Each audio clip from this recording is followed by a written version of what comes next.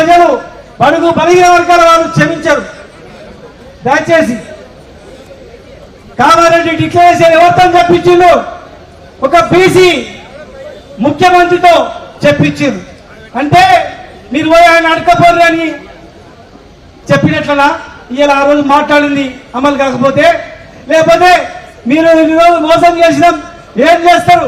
మళ్ళీ మోసం చేస్తారు కాము ఉంటారా? ఏ ఉద్దేశం?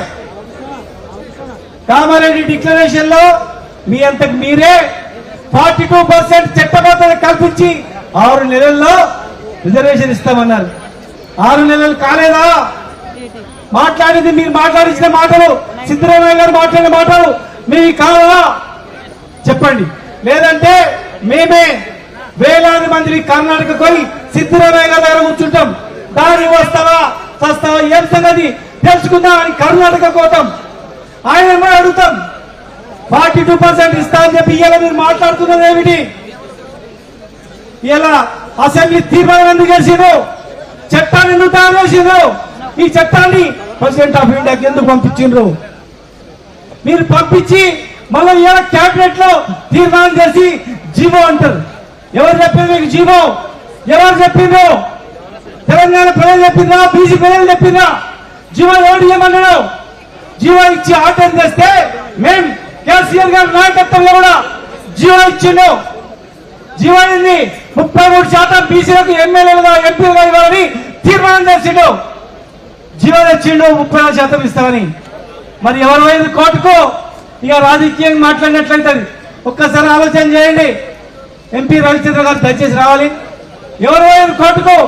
స్వప్నారెడ్డి గారు అని పోయిండు. ఎవరు పంపించిండ్రు చెప్పండి. ఆమె తప్పు కావచ్చు పాపం. ఎవరు పెట్టి కేసు వేయించారు? హైకోర్టులో కేసు వేయించారు, కొట్టేసారు. సుప్రీంకోర్టు పోయిండ్రు. టీఆర్ఎస్ ప్రభుత్వం సుప్రీంకోర్టు పోతే సుప్రీంకోర్టులో కూడా కొట్టేసిండ్రు. మరి తప్పని పరిస్థితుల్లో 50% రిజర్వేషన్ లోబడి 27%తో స్థానిక సంస్థ ఎలక్షన్ ఇచ్చినాం. ఒకసారి మన కళ్ళ ముందర జీవో చెల్లదని తెలిసిన తర్వాత పక్కన మహారాష్ట్రలో జీవో ఇచ్చి ఎలక్షన్ పోయి ఎలక్షన్ మధ్యలో ఆగిపోయిన తర్వాత కూడా అది ఉన్నాక మహారాష్ట్రలో కూడా కేసులు కొట్టేసింది. అది ఉన్నాక బీహార్ పాట్నాలో కేసు కట్టేస్తే జీవోలను కొట్టేస్తే అది ఉన్నాక ఇవాళ మేమేమన్నా అంగోటి కాదమా? మేమేమన్నా చదువురానోళ్ళమా? వెంకట రోజుల్లో బస్సు లేకుండా, బస్ లేకుండా, స్కూల్ లేకుండా, బడి లేకుండా, పేపర్ లేకుండా మమ్మల్ని అందరినీ కూడా అవలగాల మాదిరి వేసి కులందరూ కూడా మీరందరికి ఇదే పని చేసుకొని బతకాలంటే చేస్తే ఇలా మహాత్మా జ్యోతిబా ఫులే పుణ్యాన చదువుకొని గొప్ప వాళ్ళైంది. ఇలా మీరు జీవోలు చెల్లవని చెప్పి ఎవరు చెప్పారు? మీరు ఇవ్వమని జీవో మీరు 10 మందిని మేనేజ్ చేయొచ్చు, 10 మందిని పైసలతో కొనొచ్చు, 10 మందిని మభ్య పెట్టచ్చు. కానీ లక్షలాది మంది, కోట్లాది మంది ఈ జనాన్ని మీరు కొనలేరు. గుర్తుపెట్టుకోండి. ఈ తెలంగాణ గడ్డ ప్రాణాలకు తెగించి కొట్లాడే గడ్డ, నక్సలైట్ ఉద్యమాన్ని పుట్టించిన గడ్డ, నక్సలైట్ ఉద్యమాన్ని గణపతి పుట్టినటువంటి గడ్డ, చాకల ఏలమ్మ సాయుధ పోరాటం నడిపినటువంటి గడ్డ, కొమరం భీం పుట్టినటువంటి గడ్డ, తరువారి పాపాల పుట్టినటువంటి గడ్డ, శ్రీకాంత్ చారి పుట్టినటువంటి గడ్డ ఇది. ఈ గడ్డ మీద మీరు చరిత్ర తెలుసుకోకుండా జీవాలు ఇచ్చి ఎలక్షన్ లో పోయి మమ్మల్ని ఏం చేయాలనుకున్నారు? మమ్మల్ని పిచ్చోళం చేయాలనుకున్నారా? మేము పిచ్చోళంగా అవగాహన చేయాలనుకున్నారా? మేము అవగాహన, మీరే అవలా అవుతారు, మీరే పిచ్చోళ్ళు అవుతారని మేము తెలియజేస్తా ఉన్నాం. ఈ రోజు ఇక్కడ వాళ్ళందరూ కూడా కట్టుబడి మేమందరం వచ్చినాం. మేము ఏ పార్టీలో ఉండొచ్చు కాక ఆ పార్టీలో కూడా ఆ రోజు మేము 2 పార్లమెంట్ సీట్లు వస్తే 2 రాజ్యసభ సీట్లు, ఒకటి యాదవులకు, ఇంకొకరికి ముద్రాజులకు ఇవ్వాలని చెప్పి అందరం కూడా మా నాయకుడు ఇచ్చిండు. మొన్న ఒక ఎమ్మెల్సీ ఉంటే ఒక ఎమ్మెల్సీ ఎంబీసీ కులాలకు ఎమ్మెల్సీ ఇప్పించుకున్నాం.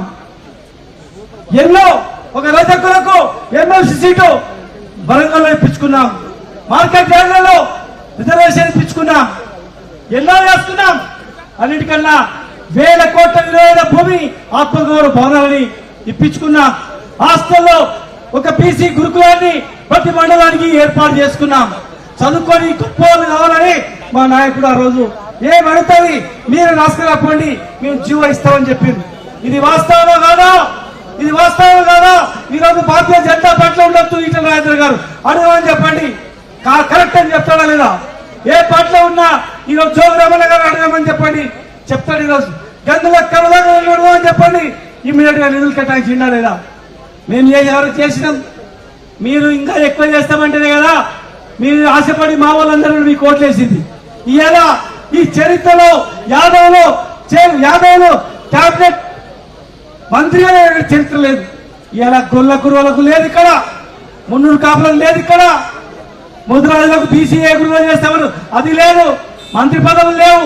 చైర్మన్ 50 ఇస్తే 10కి వాళ్ళ 5 ఏడు పాడేసింది. భార్యలో బీసీ ఉంటే ఆ కోటలు పెట్టి పాడేసింది. ఎమ్మెల్యేలు టికెట్ ఇవ్వాలని రాహుల్ గాంధీ గారు చెప్తే చార్మినార్, యాకత్పుర, డబుల్పుర గమించిండు. మరి రాహుల్ గాంధీ గారు మీరెంతనో మీకు ఎంత అన్నాడు. ఇదా ఈ జీవోలో రాహుల్ గాంధీ గారు చెప్పిన జీవో ఇష్యూ చేసి అయిపోతుంది చేతులు దులుపుకోపోయి.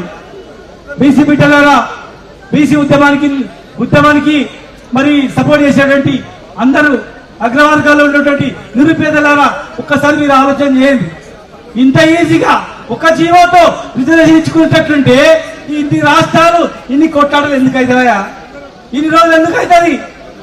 అదే జీవోతో అయ్యేంటే మొదలై మీరు జీవో ఇచ్చేది ఉంటుంది. అసెంబ్లీ చట్టం తెచ్చి రివర్స్ రావడం ఏంటి? ఎవరిని పిచ్చోని అనుకుంటున్నారు? ఇది పెద్ద మోసం. గొర్రెలకు 3 లక్షలు ఇస్తామని మోసం, గీత కార్మికుడు చనిపోతే 10 లక్షలు ఇస్తామని మోసం, అన్ని మోసాలే. మున్నూరు కార్పొరేషన్ మోసం, ఎంబీసీ మంత్రిత్వ శాఖ ఇస్తారని మోసం. కనుక మోసం చేసి అధికారంలోకి వచ్చి కనీసం ఈ 42% రిజర్వేషన్ వస్తే మేము సంతోషపడే వాళ్ళం. అది కూడా అందుకే ఈరోజు వార్డు మెంబర్ నుంచి సర్పంచ్ నుంచి ఎంపీటీసీ నుంచి జడ్పీటీ నుంచి అనేక ఉద్యమాలు చేసినటువంటి వాళ్ళందరూ కూడా ఇవాళ కొట్లాడి తెగించి ఇవాళ వాళ్ళందరూ కూడా ఒక వేదిక మీదకి వచ్చారు. మీరు ఎన్ని అబాండాలు వేసినా దయచేసి చెప్తున్నాం, మీరు అమలు చేయకపోతే